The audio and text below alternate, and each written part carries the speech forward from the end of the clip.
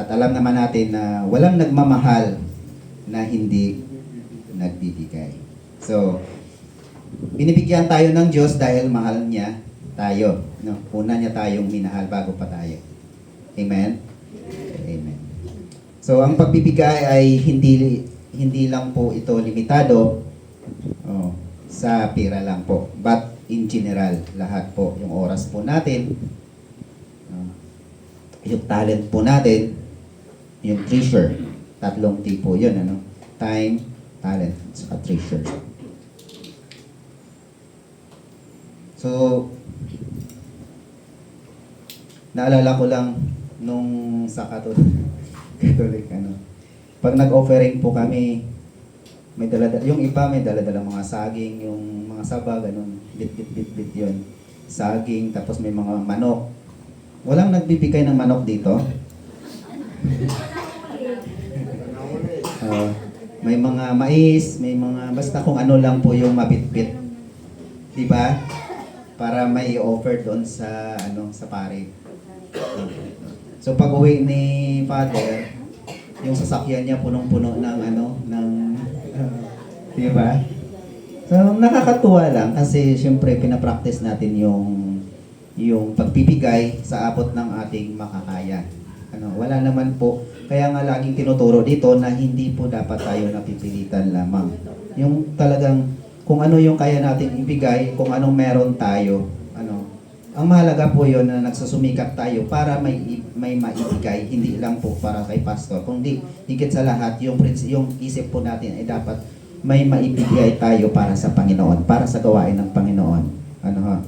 So, ang pagbibigay ay hindi lang limitado para sa pera lamang, but in general, our love determines by how we give. And how we give, paano po dapat tayo nagbibigay? Ito yung sinasabi ko nga, dapat pag nagbibigay po tayo wholeheartedly, taos or buo sa ating puso. So, ang tithing ay hindi lang act of generosity, but also it's an act of obedience. So, and God wants to bless us by our obedience. Yung pagsunod po natin. So, pinagpapala po tayo ng Panginoon dahil sa ating pagsunod. So, yung pagsunod po natin sa kalooban ng Panginoon sa pamamagitan ng pagbibigay ay isang pribilehiyo para sa atin, para pagpalain po tayo ng Panginoon. So, bakit tayo nagbibigay? Meron lang po akong 10 na halimbawa kung bakit tayo nagbibigay. Kapag nagbibigay daw po tayo, unang-una, it provides for God's house. Pangalawa, kapag nagbibigay tayo, it tells God that we trust Him. Malinaw? Pangatlo po, it creates margin to our life for God to fill. Parang binibigyan po natin ng pagkakataon na mapunan or mabuhusan tayo ng pagpapala. Number 4, it reminds us that He is the source. Madalas po natin narinig po yun. Panglima po, it connects our money to a kingdom purpose. Number 6, it gives eternal significance. Number 7, it transforms our money into a seed, binhi. So, alam na po natin yun kung paano. Number 8, it breaks greed and self-reliance. Dapat mawala po yun sa atin. So, nung nag-aaral po ako, nung dumating dito sa number 6, it gives, number 8 pala, it breaks greed and self-reliance. Naalala ko yung mga, yung mga flood control, doon pumapasok yung greed sobra-sobra. Diba? Pero sabi nga nung sa prayer meeting natin, hindi po dapat, imbis na magalit po tayo bilang mga Kristiyano, ano dapat yung magiging response po natin? Ipanalangin po natin sila. Diba? Kasi hindi yun ang nais ng Panginoon sa atin para, hindi yun ang gusto ng Panginoon para magalit po tayo sa kanila. Ang gusto ng Panginoon na gamitin po tayo para sa kanila, para ipanalangin po sila. So wala po yun sa teaching ko. Number 9, it tells everything else in our life, know that God is first. una po siya lagi. And number 10, it's an act of obedience. Because of His radical generosity towards us, no, the least we can do is to be obedience. So, sinasabi dito, tithing is also part of discipline for us to grow. And as Christian, we must grow. We must grow now. Amen. Sige po, itaas po natin ating mga kaloob sa Panginoon at tayo'y manalangin. Ama naming banal at makapangyarihan sa lahat. Kami po ay nagpupuri, napapasalamat sa umagang ito, Panginoon, sa panibagong pribilehyo para po kami ay maging bahagi, Panginoon, sa gawain ng inyong kaharian. Salamat muli, Panginoon. Tanggapin mo po ang mga kaloob na ito, Panginoon, na nagmumula sa aming mga puso. Ikaw po ang siyang mag-bless sa mga kamay na ginamit mo, Panginoon, sa umagang ito, Panginoon. And Lord, sa mga oras na ito, Panginoon, maging yung mga hindi makapagbigay, Panginoon, pagpalain mo rin po sila, Panginoon. Salamat muli, Panginoon, karapat-dapat na bigyan ka ng papuri, bigyan ka ng pagpapahalaga namin, Panginoon, bilang tanda ng aming pagsunod at paggagalang sa inyong makapangyarihan at banal na pangalan. Muli, Panginoon, sa inyong kapurihan, pinabalik namin ang lahat at pinakamataas na papuri sa tanging pangalan lamang ng Panginoong Hesus. Amen and amen.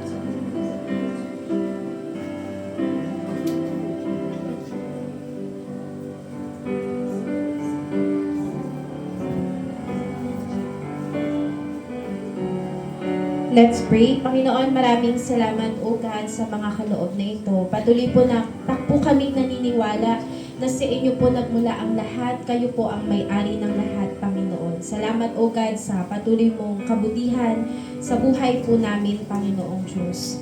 Lord, we pray, Panginoon, na ano man, Lord, yung aming naibigay, Panginoon, maging acceptable ito sa inyo at tuloy na magamit mo, Panginoon, para po sa inyong kaluwalhatian. Salamat sa umagang ito, Panginoong Diyos, sa aming pong pag-aaral ng inyong salita. Patnubayan po kami ng inyong banal na spiritu. Humihingi po kami ng karunungan sa inyo, Panginoon. Nagpapakumbaba po kami, Panginoon. At tunay, Lord, kayo lamang po ang tunay na makilala. Pangunahan niyo po kami, O God, sa umagang ito at wala pong ibang maitaas, makilala, kundi ang Panginoong Hesukristo lamang. Ito po ang aming dalangin sa tanging pangalan ng Panginoong Yesus. Ang lahat po ay magsabi ng Amen. Amen. Isang mapagpalang umaga po sa ating lahat. Magandang umaga. Good morning po. Nabati niyo na po ba yung katabi niyo? Ayan. Ay, wala daw bumabati kay Pastor. Good morning po, Pastor. Ayan. Ayan. Ayan. So, once again, isang mapagpalang umaga po sa ating lahat. Dumako na po tayo sa ating pag-aaral ng iyong salita. Pakiusap lamang po, mamaya na po tayo matulog. Medyo malamig yung panahon, pero pilitin natin na hindi tayo madaya ng kaaway sa umagang ito para hindi natin mapakinggan yung sasabihin ng Panginoon sa umagang ito. Sige po, nasa series pa rin po tayo ng 10 Commandments. And today po, pang 8 Commandments na po tayo. Ayan. Ang topic po natin, ayan. Pang 8 commandment, ang sabi po doon, you shall not steal. Ang title po, faithful hand, living integrity before God. Sabi po ng Exodus 20:15, huwag kang magnanakaw. Huwag kang magnanakaw. Alam niyo po, very simple. At saka hindi natin kayang isipin kung ano po yung ibig sabihin, di ba? Hindi natin kailangan ng maraming commentaries to understand kung ano po yung sinasabi ng 8th commandment. Very maikli, pero very straightforward and direct yung utos ng Panginoon. Di ba po? Alam niyo po, sa ating bansa ngayon, napapanahon yung mensaheng ito. Ayun ko, na-mention na ni Kuya Hiner, pero hindi lang naman ngayon. Talamak ang pagnanakaw sa bansa natin. Hindi lamang po simpleng pagkuha, hindi lang po simpleng pang-hold up, simpleng pagnakawan, kundi pati po sa mga matataas na antas ng lipunan, korupsyon, pandaraya, at kawalan ng katapatan, tunay na totoo po. Nakakalungkot dahil nakikita po natin kung paano naaapektuhan nung bagay na to ang ating lipunan, maging tayo bilang mga individual. Diba po? So ngayon, tingnan po natin ano po yung sinasabi ng Panginoon, ano yung matututunan natin, paano ito nakakaapekto sa atin kapag hindi po natin sinusunod ang utos na ito. Sige nga po, basahin po natin sa English, 1, 2, 3, go. You shall not steal. Sa Tagalog po, huwag kang magnanakaw.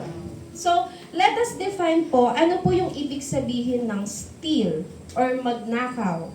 Sa salitang Hebreo po, ang ibig sabihin ay kanab.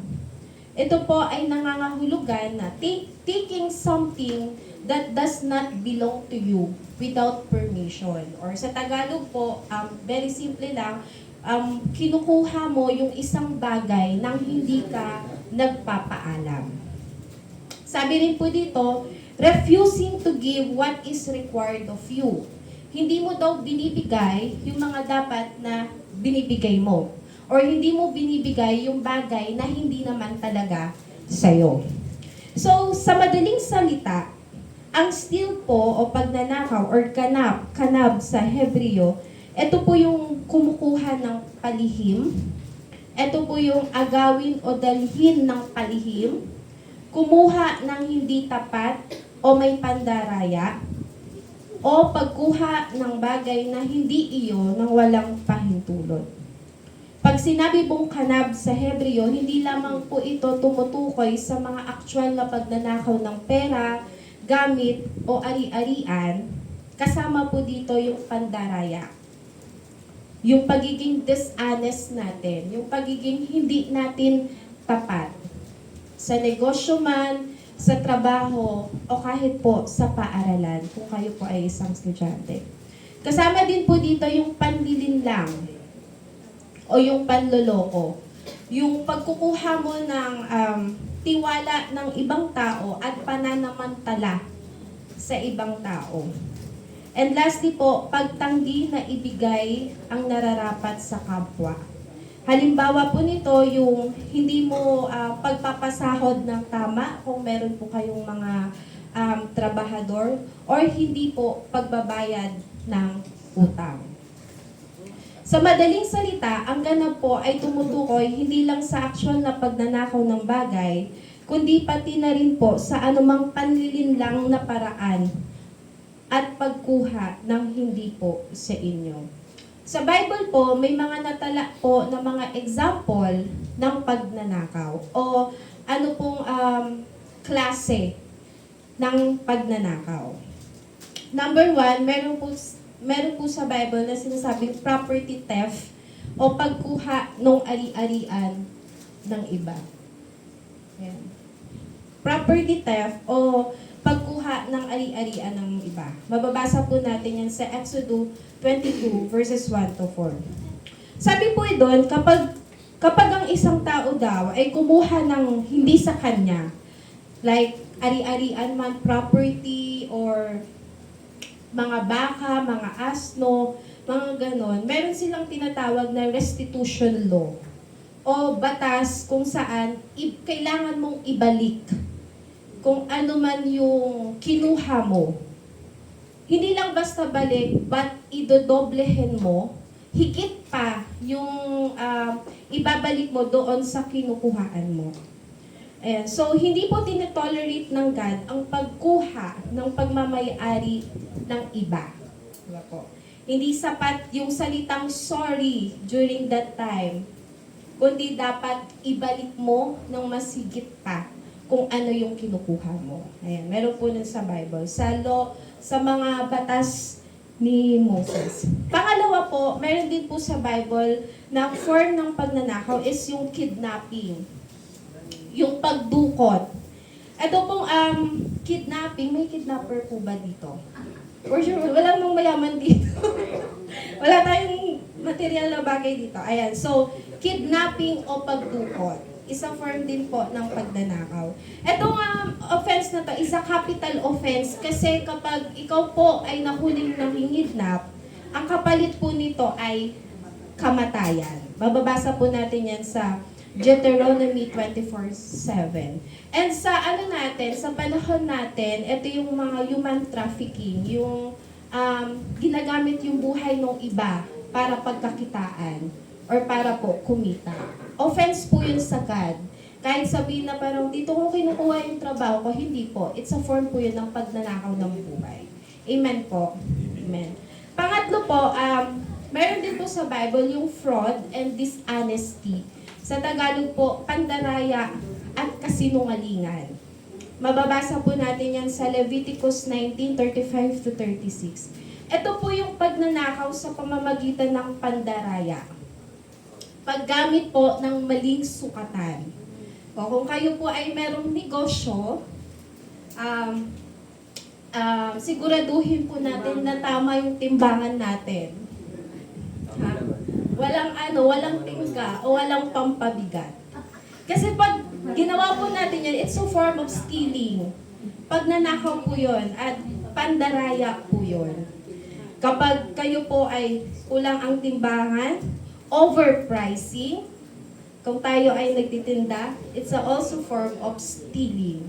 Ang pandaraya po sa kapwa ay pagnanakaw po. Ba't may nagsorry? Kay Lord po mag-sorry.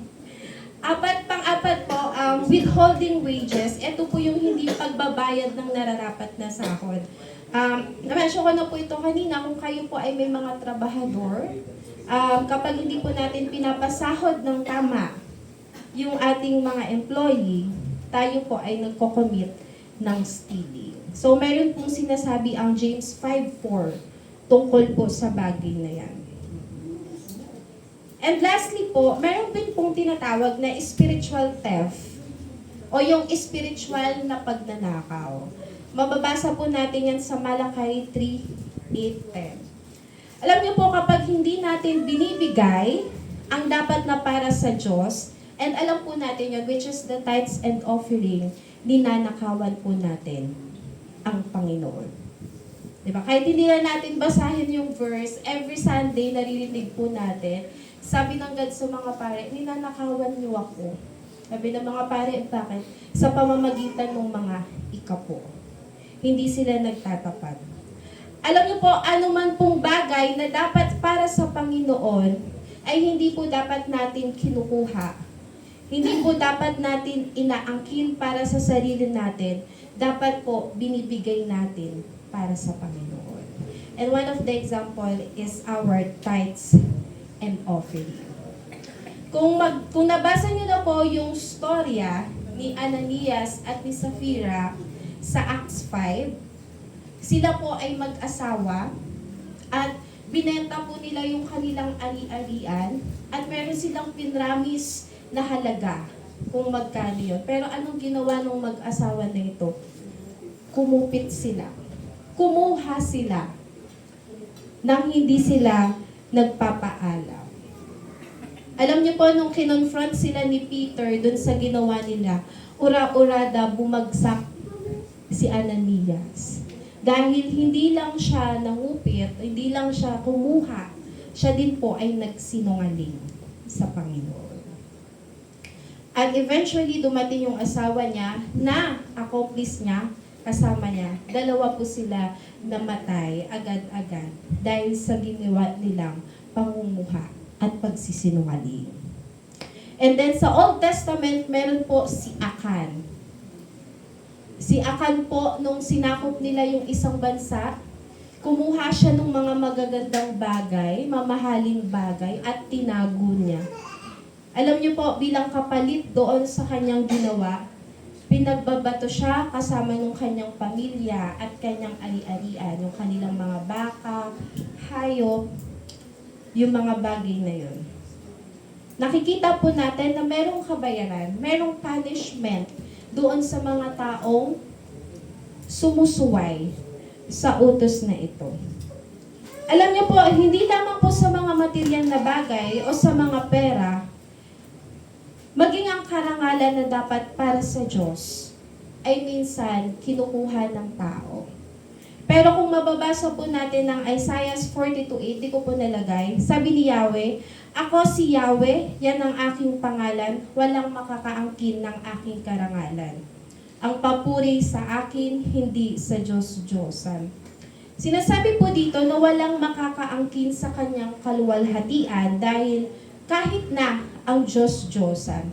Kung alam niyo po yung story ni King Herod sa Book of Acts, kung saan siya ay nagtalumpati at sinabi ng mga tao, tunay nga na siya ay Diyos, at kinuha niya yung karangalan na yon. Alam niyo po kung ano yung nangyari sa kanya? Kinain siya ng uod hanggang siya po ay mamatay. Alam niyo po, once in our life, yung credit or yung karangalan na dapat sa Panginoon, hindi po natin makukuha sa Kanya yon. Dahil ang karangalan po ay para sa Diyos lamang po. Amen po. Now, what is the significance of this command? Ano po yung kahalagahan ng utos na ito? Bakit sinama po ito ng Panginoon sa Ten Commandments? Number 1, the command teaches us to respect the property and the rights of others. Yung command na po ito ay tinuturuan po tayo na irespeto yung pagmamay-ari ng iba at karapatan ng iba. Alam niyo po, God allows us to own something. Diba po? Hinayaan ng Panginoon or inalaw ng Panginoon na magkaroon ka ng pagmamay-ari o ari-arian. Why? Dahil tayo po ay tinatawag na God's steward. Tayo po ay mga tagapangalaga. Tayo po tayo po ay mga katiwala ng Panginoon. Meron kang mga bagay na yan na meron ka ngayon dahil pinagkatiwala yan sa iyo ng Panginoon. Meron tayong mga bagay na meron tayo ngayon, ultimately, sabi ko nga po kanina, dahil pinagkatiwalaan tayo ng Diyos, and because of our hard work and generosity of others.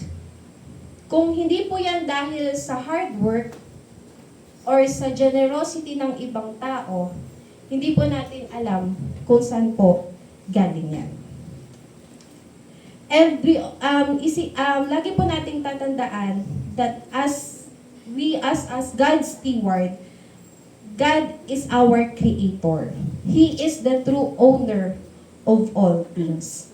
Sabi po ng Psalm 24:1, ang buong daigdig, ang lahat ng naroroon, ang may-ari si Yahweh na ating Panginoon. Whatever we have is entrusted to us as a steward, and di talaga tayo yung totoong owner. Now, kung nanakawin natin yung pagmamay-ari ng iba o yung pinagkatiwala sa kanila ng Panginoon, hindi lang tayo nagkakasala sa Kanya, but nagkakasala po tayo sa Diyos na tunay na may-ari ng lahat. Nagkakaintindihan po. Sabi po ng Leviticus 19:11 to 12, huwag kayong magnanakaw, mandaraya, o magsisinungaling. Huwag kayong manunumpa sa aking pangalan kung ito ay walang katotohanan. Iyon ay paglaspastangan sa pangalan ng inyong Diyos. Akong si Yahweh. Yung pagnanakaw po ay paglapastangan sa Panginoon o sa Diyos. Pangalawa po, bakit mahalaga ang command na ito? Stealing is a violation of love for neighbor. Binaviolate daw po nito yung pag-ibig, yung kautusan na ibigin natin yung ating kapwa. Alam niyo po, kapag tayo ay nabiktima, may nabiktima na po ba dito? Marami. Alam niyo po, kapag tayo po ay nabiktima ng pagnanakaw, napanghihingaan tayo. Tama. Marami o mayroon itong negatibong dulot sa atin. And nagkakos pa ito na nasisira yung tiwala natin sa ibang bagay o sa ibang tao. At nagiging sanhi din po ito ng kahirapan at pagdurusa ng kapwa natin. Alam niyo po, ang pandaraya, panlilinlang, panlalamang sa kapwa ay hindi po nagpapakita ng pag-ibig sa kanila. Binabiolate po natin yung great commandment ng Panginoon kapag tayo po ay nanlalamang sa kapwa. Bilang mga bayan ng Diyos, we are called to love our neighbor.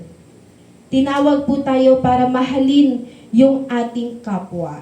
And we cannot say na I love this person pero ninanakawan natin. We cannot say that I love that person pero niloloko natin.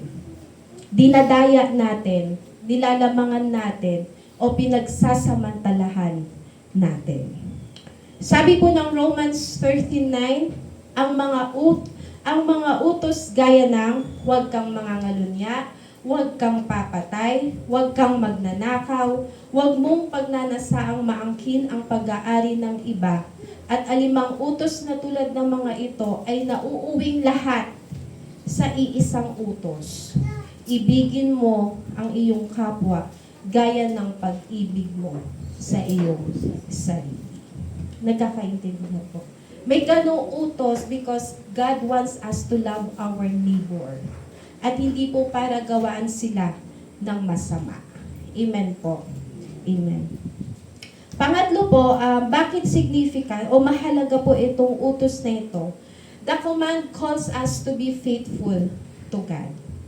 Ito pong utos na ito ay tinuturuan po tayo para maging tapat sa Panginoon. Alam niyo po, ang pagnanakaw ay hindi lamang pong usapin o violation sa tao, kundi violation din po ito sa Panginoon. Sa utos na ito, na ipapakita natin yung ating katapatan sa ating Panginoon. Stealing is not only about talking something physically, but also about living dishonesty. Yung hindi pagiging tapat. Kapag tayo po ay nagnanakaw, hindi lang taong ninanakawan natin. Ang totoo, binabastos din po natin ang Panginoon na may-ari ng lahat ng bagay. Sabi po, integrity is living the same life in public and in private. Yung integrity daw po, ito daw po yung pamumuhay natin na sa public man tayo, nakikita ng ibang tao, or private, kapag walang taong nakakakita sa atin. Integrity is doing the right thing even no one is looking. Alam niyo po, minsan, kukunin ko to, di naman nila alam eh. Kukunin ko to, wala namang nakakakita sa akin. Kukunin ko to, maliit lang naman to. Di naman nila to siguro mapapansin. Pag kinuha nila. Pero, but still, it's a form of stealing. Alam niyo po, pwede tayong magpakita ng matuwid sa harapan ng tao. Pero kung magnanakaw tayo kahit sa maliit na bagay, we are being unfaithful sa Panginoon. Yan. So, Mga halimbawa po kung ikaw po ay isang estudyante, pandaraya sa exam, hindi pagbabalik ng utang, pagguha ng gamit sa kumpanya o sa ibang tao, pagsasayang ng oras sa trabaho, or pangungupit.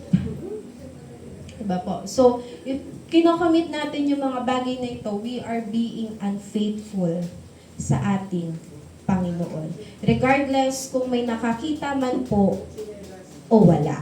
Lahat po ay hayag sa Panginoon at alam niya po kung ano yung ginagawa natin.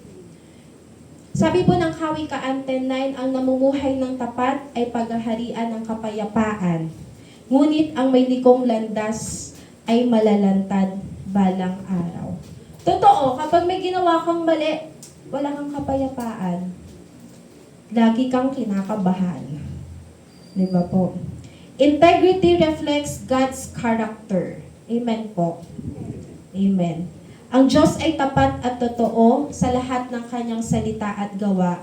At bilang kanyang mga anak, tinatawag tayong mamuhay ng may katapatan. Kaya bawat kilos ng pandaraya at pagnanakaw ay salungat po sa katangian ng ating Diyos. Amen po. Ngayon, kung iisipin po natin, why people steal? Bakit nagnanakaw o nandaraya ang ibang tao? Sabi po dito, we steal o yung mga tao, ang mga tao daw po ay nagnanakaw because they think that they do not have enough. Sila po ay nagko-commit ng pagnanakaw dahil iniisip nila na walang silang kasapatan o kung ano yung meron sila, hindi sapat. Kaya po sila ay kumukuha. Kaya po sila ay kumukupit. Pero alam niyo po, ang sinasabi po ng Hebreo 13:15, huwag kayong magmukhang pera at masiyahan kayo sa anumang nasa inyo. Sapagkat sinabi ng Diyos, hindi kita iiwan. Ano yung sunod po doon? Ni pababayaan. Ano pa? Sabi po, we steal because we think we deserve what others have. Kinukuha daw natin yung mga bagay na hindi sa atin dahil iniisip natin, deserving ako dun sa bagay na meron siya. But alam niyo po, yung bagay na yun ay pagiging makasarili at self-entitlement. Sabi po dito, we steal because we want what we have not earned. Gusto daw natin yung mga bagay na wala tayo. And meron pa dito sabi, we steal because we fear the future. Natatakot tayo para sa ating hinaharap. Pero alam niyo po, nakakalungkot kung ganito po yung thinking natin. Dahil hindi po yun yung sinasabi sa atin ng salita ng Panginoon. Sabi po ng Mateo 6:31-32, kaya't huwag kayong mag-alala na baka kayong kapusin sa pagkain, inumin o damit. Hindi ba't ang mga hentil ang nababahala tungkol sa mga bagay na ito? Alam na ng inyong Ama na nasa langit na kailangan ninyo ang lahat ng iyan. Alam niyo po, sa kabila ng mga iba't ibang dahilan ng mga tao upang sila ay magnakaw, isa lang po ang pinakaugat bakit nila nagagawa yun. Yun po ay ang kawalan ng pananampalataya sa Diyos o kawalan ng pagtitiwala sa Panginoon. Kapag kumukuha tayo ng mga bagay na hindi natin, parang sinasabi natin na, ay, hindi naman kayang i-provide sa akin ito ng Panginoon eh. Kapag hindi tayo nakokontento, parang sinasabi natin na walang kakayahan ng Panginoon na ibigay sa akin yung mga bagay na ito. Kapag kumukuha tayo ng mga bagay na hindi sa atin, iniisip natin na wala namang pakialam ang Panginoon sa pangangailangan ko o sa akin. Nandaraya tayo dahil iniisip natin na marahil baka hindi ako tulungan ng Panginoon. We commit itong bagay na to dahil po sa unbelief. Dahil sa kawalan po o sa kakulangan ng pananampalataya sa ating Panginoon. At alam po natin na kung ano man yung pangangailangan natin, lahat ng po yun ay alam ng Panginoon. At siya po ay tapat sa buhay natin. The moment na nilikha niya po tayo and until now, siya po ang nangangalaga sa atin. Hindi niya po tayo pababayaan. Ang mga maya wala pong trabaho. Palipad-lipad lang sila dyan sa labas. Pero nabubuhay sila, pinapakain sila ng Panginoon. How much more tayong mga anak ng Panginoon. And there is no reason for us na kumuha ng mga bagay na hindi sa atin. Amen po. And I believe yung provision ng God is enough para po tayo ay mabuhay. Minsan pa nga, sobra-sobra pa nga. Minsan pa nga, kahit hindi nga yun yung hinihingi natin, mas hinihigitan pa ng Panginoon. Why? Dahil ayaw ng Panginoon na magnakaw tayo. Ayaw ng Panginoon na i-violate natin or suwayin natin itong utos na ito. Amen po. Amen. So, bilang mga Kristiyano, ano po yung dapat nating maging response dito po sa utos na ito? God calls, instead of stealing or imbes na tayo po ay kumukuha ng hindi atin, God calls us na maging tapat, maging kontento, at maging mapagbigay. Una po, sabi, what should be our response bilang mga Kristiyano? We should be contented. Amen po. Dapat tayo po ay maging kontento. Sabihin nyo nga po, be contented. Tayo po ay maging makontento. Alam niyo po, yung mga skim, yung mas may mga hinahangad pa, sila po yung mga hindi nakukontento. Paulit-ulit lang nilang gagawin yung kasalanan na ito dahil hindi po sila nakukontento. Sabi po ng Hebrews 13:5, huwag kayong magmukhang pera at masihan na kayo sa anumang nasa inyo. Sapagkat sinabi ng Diyos, hindi kita iiwan ni pababayaan man. Alam niyo po, in this world, hindi po ito yung buhay natin. Ano naman kung hindi natin makuha yung lahat ng material na bagay? In the end of the day, kapag tayo ay nasa Panginoon na, wala na rin pong kabuluhan yung mga bagay na yun. And I can say that Jesus Christ is enough sa buhay natin. Kung meron tayong Kristo, enough na po yun para maging sapat yung buhay na meron tayo ngayon. Amen po. Amen. And let's always hold sa pangako ng Panginoon, hindi kita iiwan ni pababayaan man. Pangalawa po, sabi, what should be our response dito sa command na ito? Work diligently. Work diligently. Sabi po ng Efeso 4:28, ang mga magnanakaw ay huwag nang magnakaw.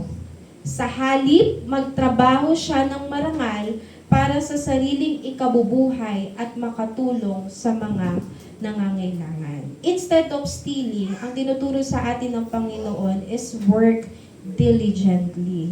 Magsikap po tayo, magsumikap po tayo, magtrabaho po tayo. Sabi dito, sa anong paraan daw po? Sa paraang marangal. Baka mamaya nagsusumikap, pero sa ibang bagay naman po nagsusumikap. Hindi po yun. Dinescribe po dito sa gawaing marangal. Amen po. Alam niyo po, kung tayo po yung tao na isang tapat kahit kakaunti yung ating kinikita, mas higit tayong kinalulugdan dun sa mga taong mayayaman. Pero hindi naman po sa malinis, hindi naman po sa marangal na gawain, kinita yung pera. Amen po. Work diligently. Tayo po ay magsumikap, magtrabaho ng marangal.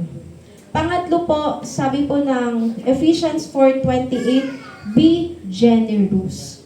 Yung counterpart po ng stealing ay pagiging generous. Ayan. So, palitan natin yung gawain na ito sa pamamagitan ng pagbibigay, ng pagiging mapagbigay. Sabi po, ang magnanakaw ay wag nang magnakaw, sa halip magtrabaho siya ng marangal para sa sariling ikabubuhay at makatulong sa mga nangangailangan. Alam niyo po, tayong mga Kristyano, tayo po ay nakaranas ng generosity sa ating Panginoon. Nakaranas po tayo ng goodness ng Panginoon, ng pagliligtas ng Panginoon. And I believe we are able to share yung bagay na ito because number one, na-experience at ibinigay po ito sa atin ng ating Panginoon. May makapagsabi po ba ditong dinaya siya ng Panginoon? Na ninakawan o tinake advantage siya ng Panginoon? No one. Wala po. Kundi kabutihan lamang po ang pinaranas sa atin ng Panginoon. So, bilang mga Kristyano, instead sa ganong gawain yung ginagawa natin, dapat ito yung wino-workout natin sa buhay natin. Yung pagiging generous. As a conclusion, stealing is more than just sa pagkuha ng atin. It's a reflection of our unbelief sa ating Panginoon. Ang stealing po, hindi lamang po problema ng gobyerno, kundi problema po ito ng bawat individual. Bawat isa sa atin. It is a call to integrity, to trust God's provision, and generosity towards others. To steal in any form is to dishonor God and harm others. Ang pagkuha daw ng hindi kanya sa kahit anong paraan ay pagpapakita ng walang paggalang sa Diyos at pananakit sa ating kapwa. But the good news is, Christ can also transform the life of a thief, ng isang magnanakaw. The gospel changes our hearts from grasping to giving, from taking to serving, from dishonesty to truth. Diba? If we will remember yung story ni Zacchaeus, diba? Ang isa siyang tax collector, and during that time ni Jesus, pag sinabing isa kang tax collector, isa kang kaaway ng lipunan, isa kang makasalanan sa lipunan. Pero etong Zacchaeus, when he encountered Jesus Christ, handa siyang ibalik ng higit pa yung kanyang mga nadaya sa ibang tao at nagpapakita po yun ng tunay na pagsisisi. At makikita po natin yung restitution law na meron sila na dapat ibalik ng mas higit pa kung ano yung kinuha. The good thing is Christ can transform the life of a thief like Zacchaeus. And now po, let us examine our lives. Are we fully honest before God? Tapat ba tayo sa Diyos o maging sa ating kapwa? Do we give to God what belongs to Him? Ibinibigay ba natin sa Panginoon yung mga bagay na para sa Kanya? Kasi if not, ninanakawan natin yung Diyos. And let us also ask ourselves, are we living not only in integrity but in generosity? Namumuhay ba tayo na hindi lang merong integridad, kundi namumuhay tayo bilang mga Kristiyanong mapagbigay. Sige po, tayo po ay manalangin. Panginoong Diyos, maraming salamat po God sa mensahe mo sa umagang ito. Lord, patuloy po namin ina-acknowledge, Lord, na kayo po ang nagmamay-ari ng lahat ng bagay sa mundo, maging nasa amin, Panginoon. Lord, tulungan mo po kami, Panginoong Diyos, na hindi magnais, Panginoon, na kunin, maging tapat, Panginoon, sa aming relasyon, maging sa aming kapwa, Panginoong Diyos. Tulungan mo po kami, Panginoon, na wag makumit, Lord, ang kasalanan na ito, Panginoon. Tulungan mo po kami, Lord, na maging tapat sa inyo, maibigay yung para sa inyo, mahalin yung aming kapwa, Panginoong Diyos, at mamuhay ng may integridad dito sa lupa. Lord, we believe na nire-reflect po namin yung inyong buhay, nire-reflect po namin ang inyong pangalan. We pray, Panginoon, na sa buhay namin, Panginoon, tanging katotohanan, pagpapala, Lord God, katangian mo lamang ang tunay na makita sa buhay namin, Panginoong Diyos. Maraming salamat, Lord, kung in our life, Panginoon, nakakommitment kami ng bagay na to, we ask for your forgiveness, Panginoong Diyos. Linisin mo po ang aming mga kamay, linisin niyo po ang aming mga puso, at tunay, Panginoon, na kami po ay inyong baguhin. Lord, i-develop niyo po yung heart namin, Panginoon, that will truly love others, Panginoong Diyos. Nang sa gayon, Lord, hindi po namin ito magawa sa aming kapwa.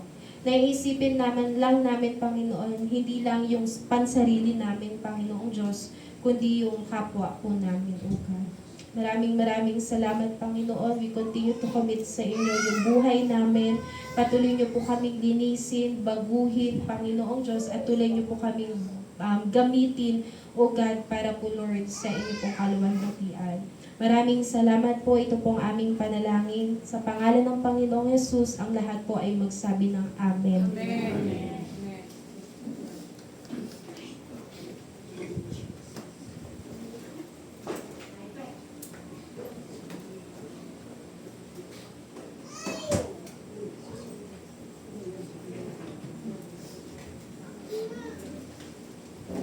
Di po, magandang umaga po muli sa atin. Dako po tayo sa banal na hapunan po ng ating Panginoon.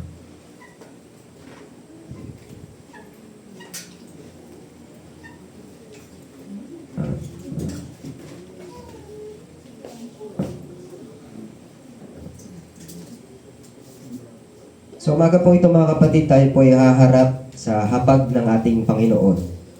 Gusto ko lang pong ipaalala sa atin na ito pong banal na hapunan na hindi po ito simpleng ritual. Sabi po ng unang Korinto chapter 11 verse 28. Unang Korinto chapter 11 verse 28. Kaya't dapat siyasatin ng tao ang kanyang sarili bago siya kumain ng tinapay at uminom sa kopa. Kailangan daw po muna magkaroon tayo ng pagsisiyasat sa ating po mga sarili, sa ating mga puso, bago daw po tayo mag-take ng banal na hapunan, bago tayo kumain ng tinapay, bago tayo uminom ng juice. So, hindi po ito isang simpleng ritual. Dahil ang tinapay at kopa po ay paalala ng katawan at dugo ng ating Panginoong Jesucristo na ibinigay para sa atin. So, kapag ginagawa po natin ito, pinapaalala sa atin ng Diyos na yung kaligtasan natin ay hindi simple lang, hindi mura, hindi madali, kundi ito ay binili sa pamamagitan ng dugo ng ating kordero, sa pamamagitan ng sakripisyo ng ating Panginoong Jesucristo sa krus ng Kalbaryo. Kaya bago po natin tanggapin ang mga kaupang ito sa umagang ito, tanongin po natin yung ating mga sarili. Magkaroon tayo ng self-reflection po. Nabubuhay pa tayo ng may tunay na pasasalamat sa kanyang ginawa? Tayo po ba ay tapat kay Kristo sa ating pamumuhay? Kanina po natakil natin yung pagkakaroon ng integridad sa pamumuhay. Tayo ba ay tapat sa ating Panginoong Hesus sa ating pamumuhay o hinahati natin ang ating puso sa mundo? Muli po ang communion po, ang banal na hapunan na hindi lang tungkol sa pag-alala, kundi ito po ay tungkol sa pagtatalaga muli ng ating buhay sa ating Panginoong Jesucristo, na siya lang ang ating Panginoon at tagapagligtas.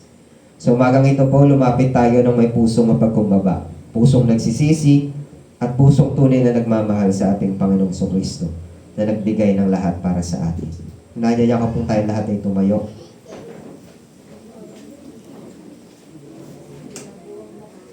Yung elbows.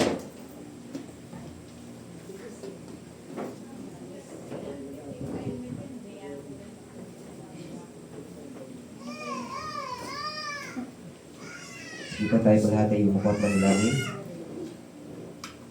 Ama namin Diyos sa banal, nagpapasalamat kami sa pagkakataong ito, Lord God, sa patuloy, Panginoon, na pag-imbita sa iyong banal na hapag, Panginoon. Lord, salamat dahil kada unang buwan, Panginoon, unang linggo ng buwan, Panginoon, meron kaming pribilehiyo, Panginoon, na i-celebrate, alalahanin, Panginoon, itong napaka-importanting bagay, Panginoon, sa aming buhay Kristiyano, Lord God. Patuloy po namin inaalala ang iyong sakripisyo sa krus ng Kalbaryo para sa aming mga kasalanan. At nais namin, Panginoon, sa umagang ito, bago kami mag-take siya sa atin niyo po ang aming mga puso. Magkaroon po tayo ng sandaling oras para tayo po mismo ang lumapit at humarap sa ating Panginoong Hesus. Kung meron po kasalanan na dapat natin isuko, merong hindi pagiging tapat sa ating pamumuhay, lumapit tayo sa ating Panginoon sa umaga. Humingi po tayo ng kapatawaran.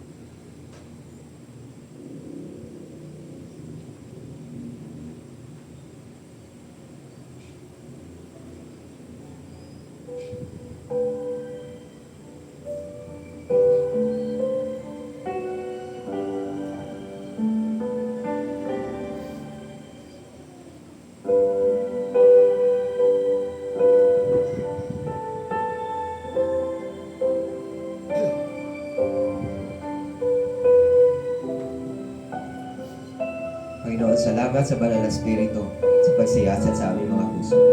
Ngunit Lord God, patuloy namin sinusuko sa iyo aming mga buhay, Panginoon. As we take this bread, Panginoon, and drink this cup, Panginoon, hindi ka lang namin basta inaalala. I-pledge kami ng aming buhay, Panginoon, bilang aming pag-alay ng banal at kalugod-lugod sa iyo. Sige po.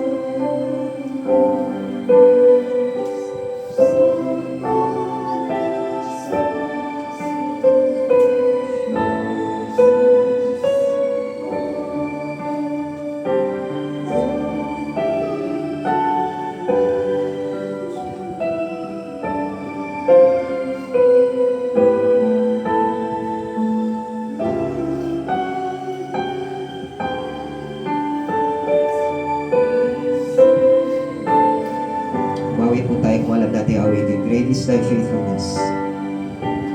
Great is thy faithfulness.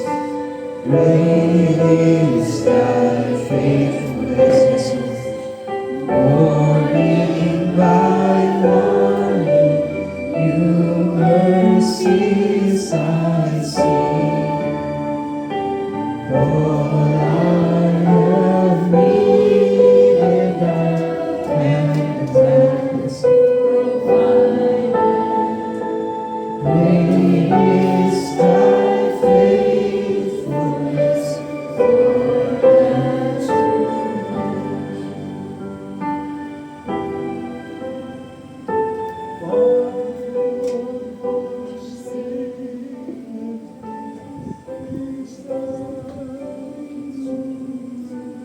Patuloy namin kinikilala, Panginoon, ang inyong pong dakilang katapatan sa aming mga buhay.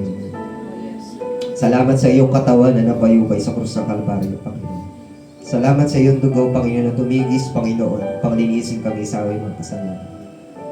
So umagang ito, Panginoon, sa aming pag-take ng mga elements na ito, Lord God, kinikilala namin at inaalala, Panginoon, ang iyong dakilang pagliligtas para sa lahat, Panginoon. Sapagkat ito ang mga turo na itinuro ko, tinanggap ko mula sa Panginoon at ibinigay ko naman sa inyo. Noong gabi siya ipinagkanulo, ang Panginoong Isus ay dumampot ng tinapay, nagpasalamat at pinagpira-piraso iyon at sinabi, itong aking katawan na inihahandog para sa inyo. Gawin ninyo ito bilang pag-aalala sa akin. Sabay-sabay po natin kayo natin.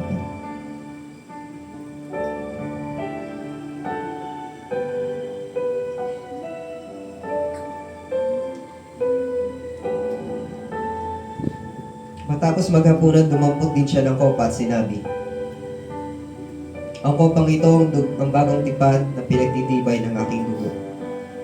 Tuwing iinumin ninyo ito, gawin ninyo bilang pag-alala sa akin. Sabay-sabay po natin gawin.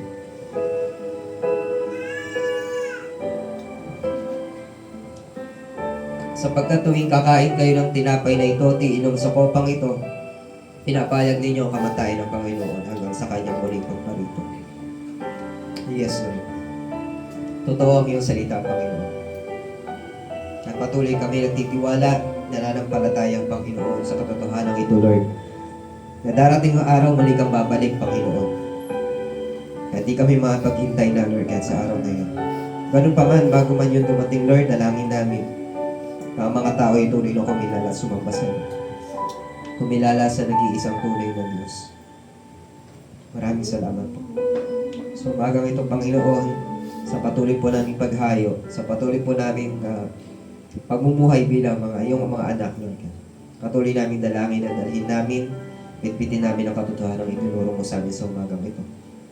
Magiliwanag at asin kami sa man kami naroon.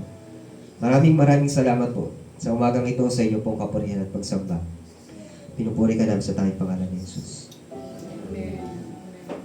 Makakaupo na po tayo.